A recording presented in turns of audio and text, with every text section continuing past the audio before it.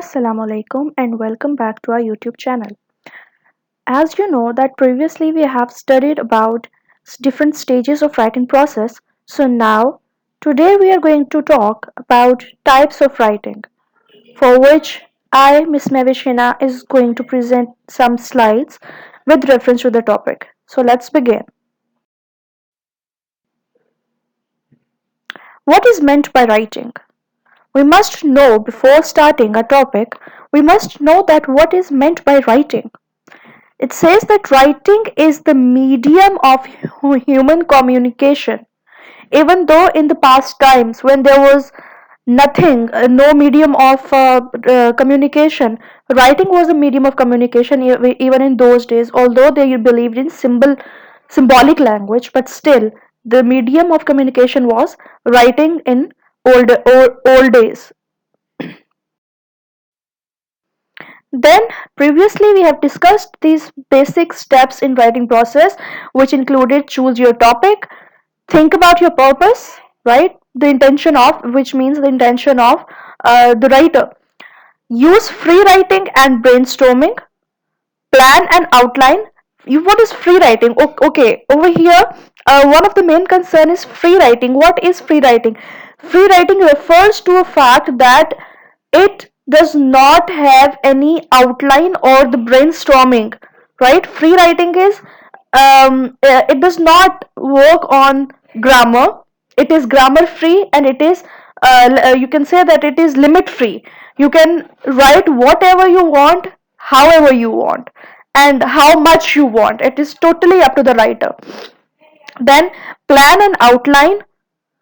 Write your first draft, reread your essay, and add finishing touch before handing over to the uh, teacher or before handing over to the general audience. So these basic steps we have already discussed in our previous slides. So let's move to our further topics. All right, let's talk about types of writing. Writing it is categorized or classified in the following four types. Number one is expository writing, persuasive writing or argumentative writing is the second one. The other name of persuasive writing is argumentative writing. Then the third is narrative writing, and the fourth is descriptive writing. These are the basic four types of writing which can further be categorized into sub types. So now we are going, first of all, we are going to discuss expository writing and persuasive or argumentative writing in today's slide. Expository writing. This type of writing is that it exposes or sets forth facts. As the name indicates, expository writing, which means it is exposing something. It is talking about something in general. It is not about setting an argument or anything like that. It just explains, right? So expository writing can be found in, these are the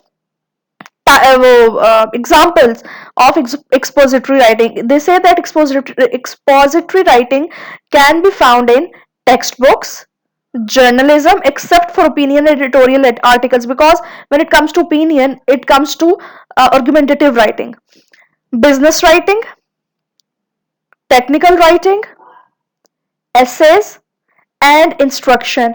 These are the kinds or types or examples of expository writing, because they exposes or they tell us about something in general, right? They does not unlike other types of writing, it does not talk about the facts and figures. It generally explains the things, right? All of these kinds of writing are expository because they aim to explain or inform. So this is the basic theme of expository writing, that it aim to explain and inform.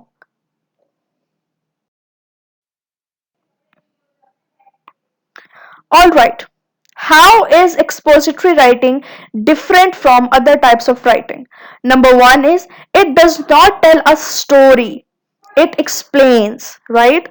As we have discussed previously, the aim is to inform or to explain. Similarly, it says that expository writing is different because it does not tell a story, and then it does not persuade a reader. Persuasion is the, you can say that it is the job that is being done in an argumentative or persuasive essay, right? So that is why expository writing does not persuade. A simple example is that we can give you instructions, or anybody can give you instructions, but it is up to you to follow them. We cannot make you follow those instructions because they are general instructions, right? Then we have, can expository writing can also give the steps of a process, as in as we have discussed previously, 7 C's of communication. Those 7 C's of communication was kind of expository writing because it was giving the steps of a process, right? A process of communication. Then we have, expository essay contains multi-paragraphs, right? It is a multi-paragraph essay. It does not, because obviously, one more thing, that an essay can never be a mono paragraph. It always is meant to be multi paragraph, because अगर एक paragraph ही होगा तो it means it's just a paragraph. It is not a multi paragraph. It is not an essay, right? The second point is, expository essay explains position or opinion. Remember, it explains opinion. It does not give opinion, right? Suppose you are having this opinion that take any opinion that you want to. Let's suppose that you take opinion that if we decrease automobiles, there is decrease in pollution as well, right? Let's suppose that this is the opinion that you take. Now it will only explain your opinion without facts and figures. It will explain that what is meant by this opinion, right? It will not persuade the people that this should happen, right? Then expository essay provides an adequate textual evidence, right? An adequate textual evidence means that, as in case of textbooks, it give the examples that can be quoted within the textbooks, and so that the students can understand the purpose of that topic, right? That is why they say that it provides adequate textual evidence. Now, we have, in the previous slide, we have seen that what does an expository essay include. Now they say that an expository essay is not, what it is not? It is not a summary of the book. It is not a summary of the book because it explains, as we have discussed, expository, the aim of expository essay is to explain, right? That therefore it cannot be the summary, because summary is very short, summary is very precise, it cannot be a summary.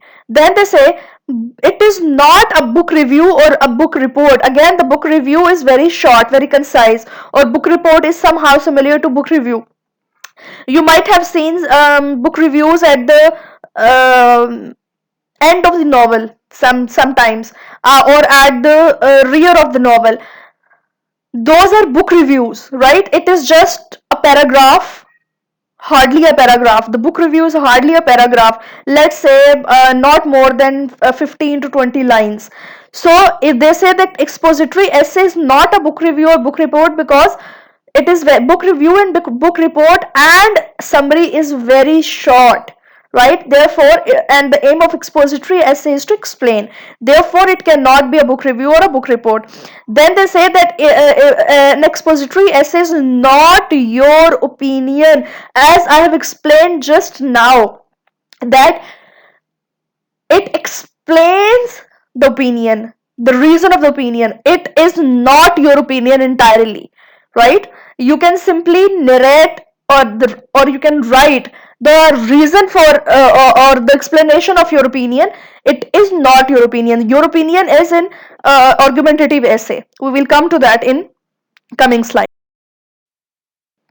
All right.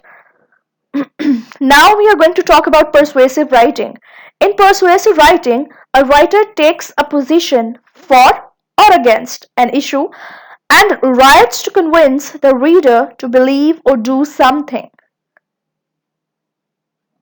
I think it is quite easy because you always have seen debates, right?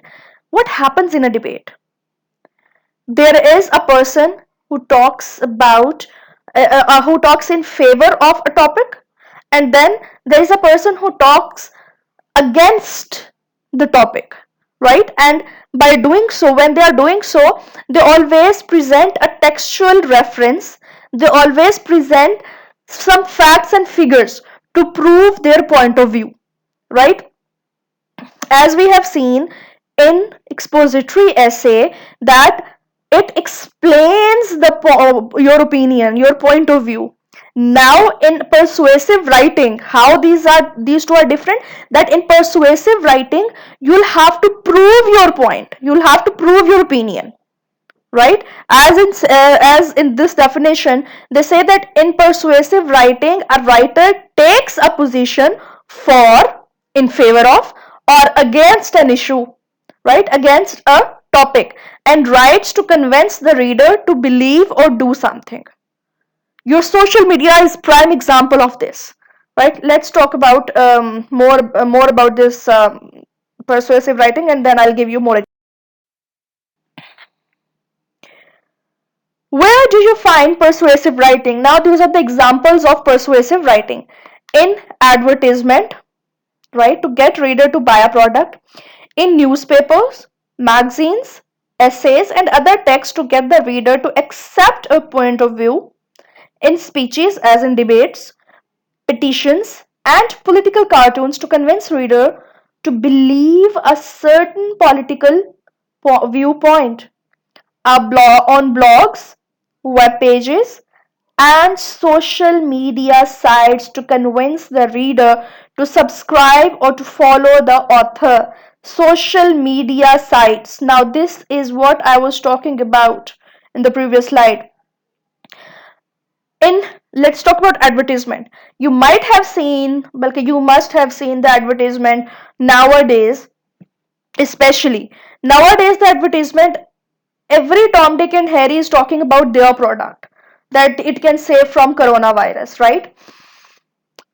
The fact is, if you keep your hands clean, if you keep your surrounding clean, and if you avoid going out in current pandemic, you can save yourself from this disease, right? But on TV, what we see is advertisement, and in those advertisements, everybody is saying, if the ad is of tissue paper, they'll be saying that we are providing the best tissue papers, and cleaning your hand with the tissue paper is an effective remedy against coronavirus.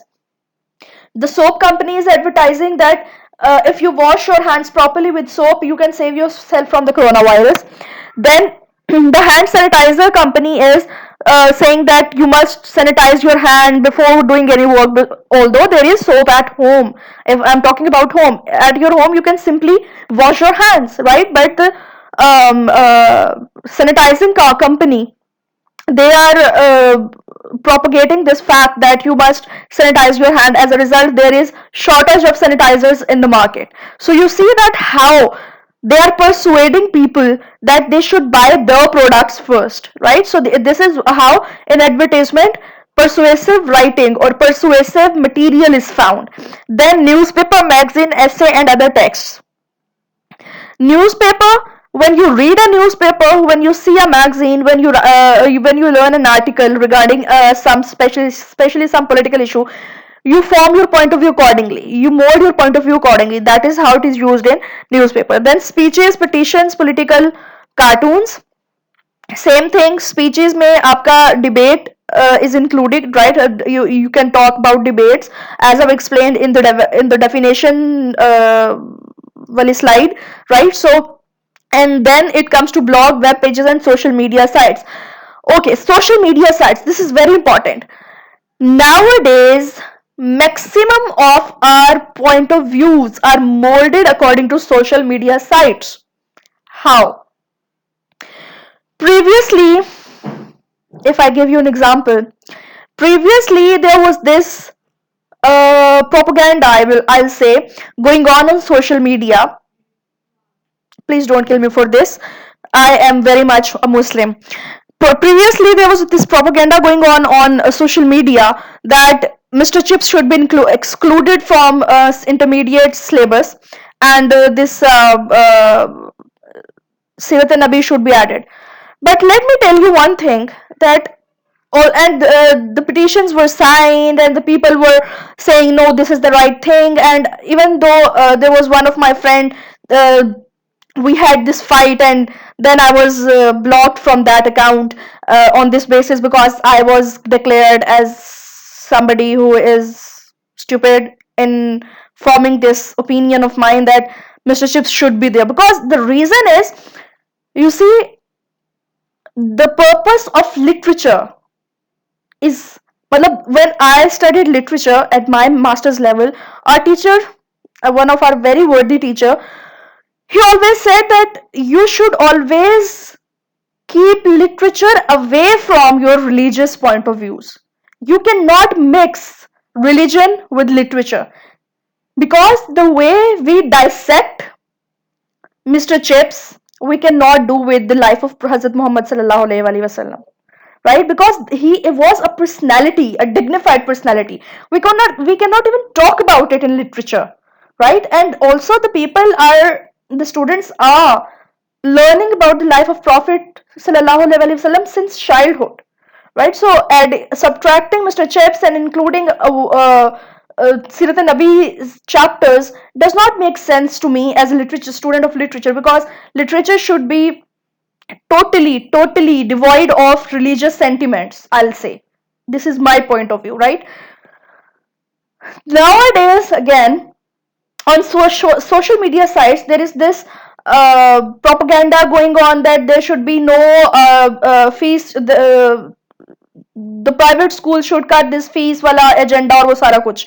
Now, you see, if a school or a college or a university is not taking fees from students, how are they going to pay their staff?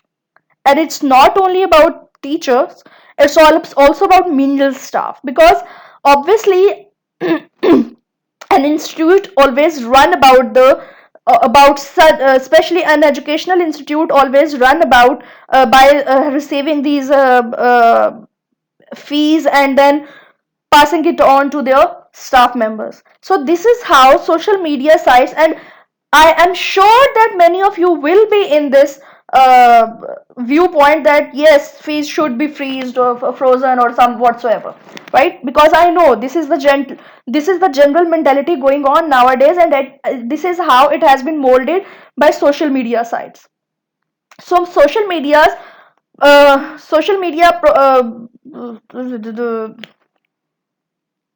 play a very important social media plays a very important role in molding the viewpoint. Another example, I'll give you another example. Again, from a reference from the life of my master's level, there was this very worthy teacher, sir, and I always admired him a lot, Sir Khurshid Alam from Punjab University. Once he was talking about this, I don't remember exactly what was the agenda that day, but he was talking about this thing, that social media, how it molds our life. If there is a post, an Islamic post, let's say, or a post against any atheist or something, there's this line written, along with, or in the caption, there is this line written, शैतान आपको share करने से रोकेगा. And he used to say, sir Khurshid Alam used to say, और शैतान मुझे हमेशा share करने से रोकता था. So you see that, and many of us share that site so that people cannot term us as a non-Muslim person, right? This is how social media plays with our mind, plays havoc with our minds. Let's proceed to our further slides. Okay, They say persuasive argument should have, these are the should haves of persuasive argument: a claim, that is a topic, right? A claim is a topic or your point of view. A claim is basically your point of view. Topic is always there, then there is a claim. For example, if you see the same example, if we take the same example, that if there are less automobiles, there will be less pollution, and you are speaking in favor of that case, then that your favor will be a claim, that why it should be. Then evidence supporting the claim, right? You must provide facts and figures that support your point of view. An opposing viewpoint, there should be somebody who is opposing, right? And if you are writing an essay, there you'll always find millions of people who are not in favor of your viewpoint. They have spoken against it. As I have spoken in previous slide, I have given you a number of examples that how social medias are molding our point of view, molding our mentality. Many of you will stand against it, right? But I have given you my point of view along with references. So this is how persuasive argument works. Then a conclusion: if you have provided enough facts and figures to prove your point of view, right, your claims, to support your claim, then a conclusion will that you will win. But keep in mind that while having this persuasive arguments, you should never get harsh. The tone should be respectable. The tone should be normal, right? You should not use harsh words. You should not call other person stupid or something like that. Keep in mind.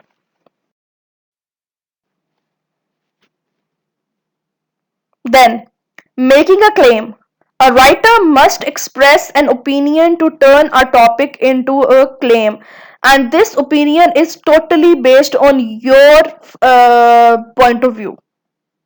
Remember, right? And when you give your point of view, only then a topic can be claimed. Then topic can be turned into a claim, right? Then remember, your claim has to be arguable.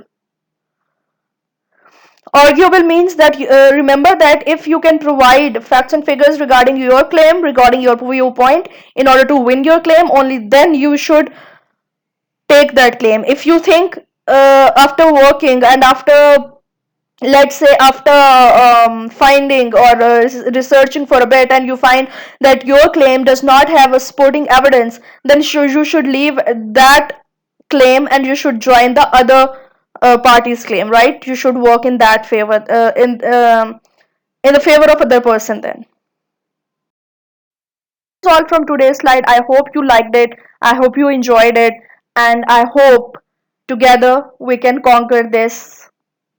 With your help, we can go through this pandemic, and we can the slogan that is going a lot on Geo News, that corona se darna nahi ladna hai. So this is what we are also doing, and a huge round of applause goes to you, that you are supporting us and we are supporting you. So it is a mutual cooperation, mutual coordination, mutual understanding. Have a nice day, keep smiling, take very good of care of yourself. Allah Hafiz.